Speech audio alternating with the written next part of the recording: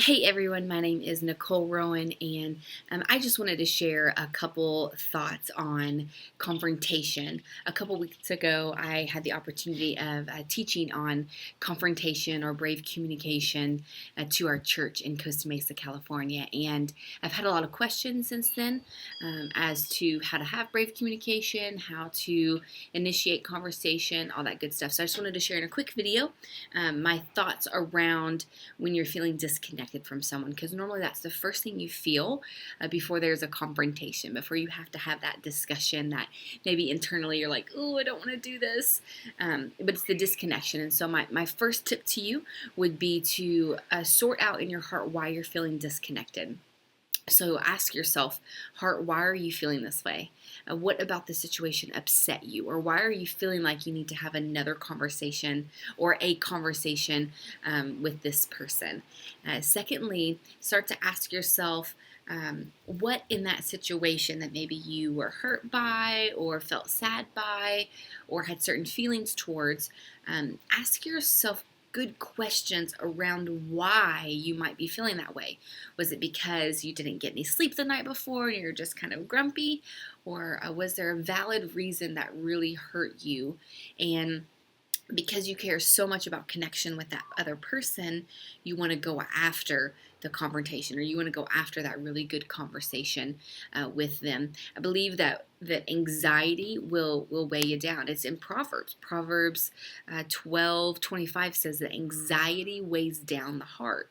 And so the longer you wait and you're anxious about that conversation, or you try to stuff it down into this place where you think it won't come back up again, which is a lie, it will. But if you try and stuff it down, you become anxious and you have this like nervous thing about you. That's not good. It's not fun. And it's kind of a waste of your time. So just cut down that anxiety and go after it. I believe that Scripture gives us three ways in which we are to confront or in which we are to communicate. The first way is to be quick to listen. The second way is slow to speak. And the third way is slow to become angry. And you can find this in James 1:19, which says, be quick to hear, slow to speak, slow to anger. So those are three tips that I always try to follow. Quick to listen, slow to speak, and then slow to become angry. Jesus, of course, was a master of brave communication. He never shied away from having confrontation, if you will, but he never acted out of any other motive except for love. And so that should be our motive as well. If you are excited about having confrontation, you probably shouldn't have it. There's probably a motive that's not out of love. If you're excited to tear somebody down, probably not a motive out of love. And so only if you're going after connection should you approach the situation. I have three of my own personal tips. The three I just shared was from Scripture, from James, but I have three of my own personal things that I kind of go through and that I share with other people when it comes to brave communication. The first one is to not take offense, not to personally take offense at that person, towards that person, or what they've done or said. Two is to do it quickly. I know a lot of times you'll hear people say, well, just sleep on it. We'll just wait. If God tells you to do that, do that. Otherwise, do it quickly. Go after it quickly. Because the longer you sit on it, the greater it's going to grow and fester and torment you in a way that's just, it's silly. Matthew 5:23 says this. I want to read this to you from the NIV Bible version here. It says, so when you are offering your gift at the altar, if you remember that your brother or sister has something against you, leave your gift there before the altar and go first to be reconciled to your brother or sister, and then come and offer your gift.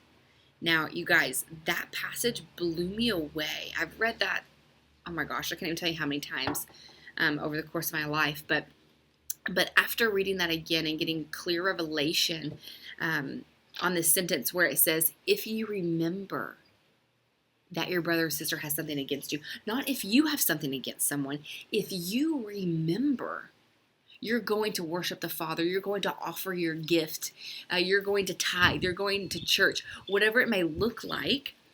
if you remember that your brother or sister has something against you, Scripture says you must leave your gift before the altar and go. First be reconciled to your brother and sister, and then come back and offer your gift.